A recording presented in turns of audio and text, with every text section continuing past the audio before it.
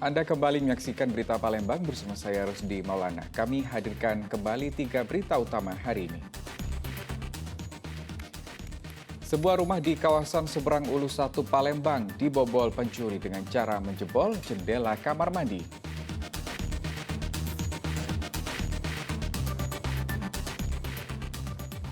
Menjelang bertugas di Papua, ratusan pasukan Batalion Infanteri Raider 200 Bakti Negara menggelar latihan teritorial.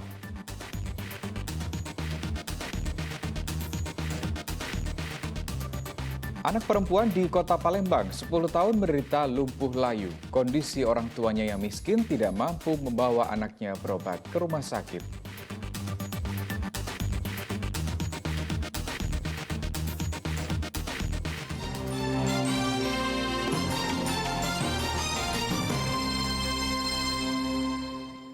Ya, menjelang bertugas di Papua, ratusan pasukan Batalion Infanteri Raider 200 Bakti Negara menggelar latihan teritorial di kawasan operasi PT Geothermal Energi Lumut Balai Kabupaten Ogan Komering Ulu.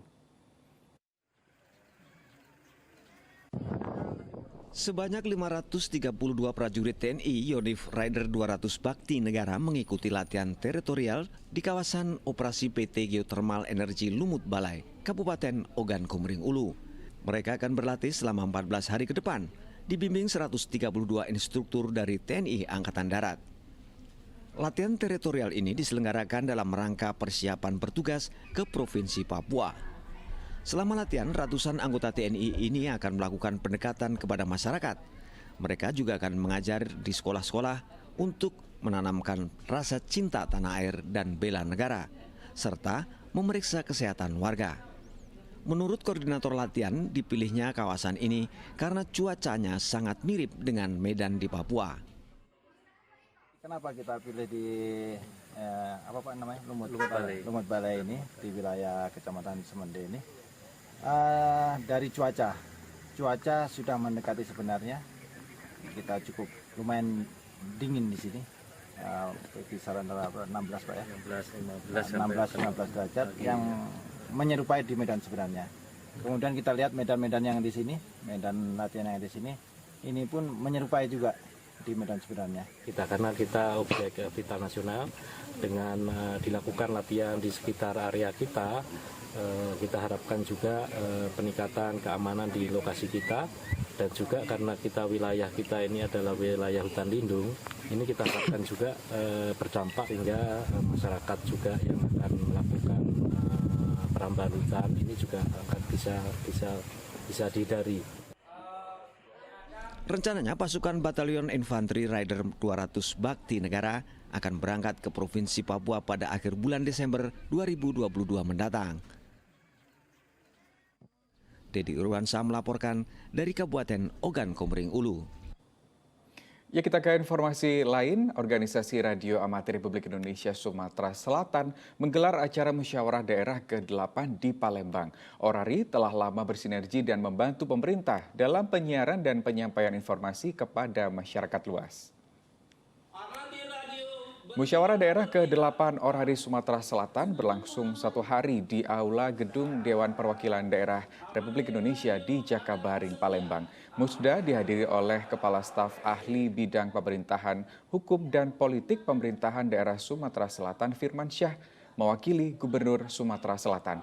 Selain membahas acara atau rencana organisasi dan evaluasi organisasi, Musda juga digunakan untuk memilih Ketua DPD Orari Sumsel periode 2022-2027. Staf ahli Gubernur Sumsel, Firmansyah, mengapresiasi dan mendukung terselenggaranya Musda ke-8 Orari yang dihadiri 100 orang anggota. Selama ini, Orari bersinergi dan membantu pemerintah dalam hal penyiaran dalam penyampaian informasi kepada masyarakat luas, terutama saat penanganan bencana alam. Ya, mudah-mudahan dengan adanya Musda ini, ke depan Orari ini bisa lebih aktif lagi. Sebagaimana kita ketahui tadi bahwa memang tujuan didirikan organisasi ini adalah untuk mendukung dan membantu pemerintah lah, kita harapkan. Di mana tadi seperti yang Sekjen tadi, yang perlu dukungan pada saat ada kebencanaan. Sebagaimana kita ketahui memang kita ini kan termasuk daerah rawan bencana. Pertama adalah rawan kebakaran, banjir, dan juga tanah longsor. Yang mana bagaimana kita ketahui bahwa wilayah Sumatera Selatan ini belum seluruhnya dijangkau oleh jaringan telekomunikasi.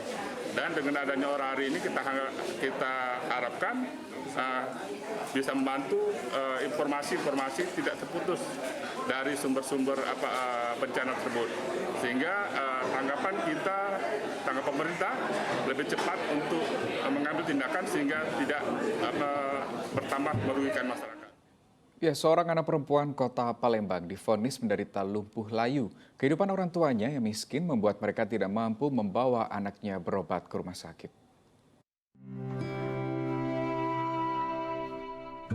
Rini kini hanya bisa terbaring lemah di tempat tidur di rumah sederhana yang berada di kawasan Lorong Sehati, Kecamatan Seberang Ulu 1, Palembang. Ia tinggal bersama kedua orang tuanya. Kondisi asupan gizi yang kurang membuat Rini divonis menderita penyakit lumpuh layu. Anak pertama dari pasangan Asnarik dan Nuraini ini divonis menderita lumpuh layu saat usianya 1 bulan. Kondisi kehidupan yang miskin membuat kedua orang tua Rini pun tidak dapat berbuat banyak. Bekerja sebagai kuli panggul di pasar 16 Ilir Palembang membuat sang ayah tidak mampu membawa anaknya berobat ke rumah sakit. Nah, berobat si bapaknya nggak sanggup lagi, keadaan ekonomi. Bapaknya kerja apa, Bu? Ya buruh, Apa tuh? buruh mikul. Kadang ada barang yang keluar dari mobil, apa aja gitu, gula apa Kuli panggul beras. di mana, Bu? Kuli panggulnya? Di 16 Ilir. 16 Ilir. Bu, anak itu sering rewel, Bu, kalau dalunya? Bukan rewel lagi, paling subhanallah ya Allah. Sampai kemana ujian kita ini dari 0 sampai sekarang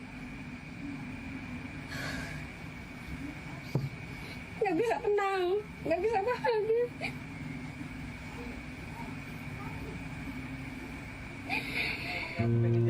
Orang tua Rini saat ini hanya bisa pasrah sambil berharap uluran tangan dermawan yang dapat membantu anaknya berobat. Sebab di usianya yang telah beranjak 10 tahun, Rini seharusnya sudah bersekolah dan tampil ceria bermain bersama teman-teman sebayanya.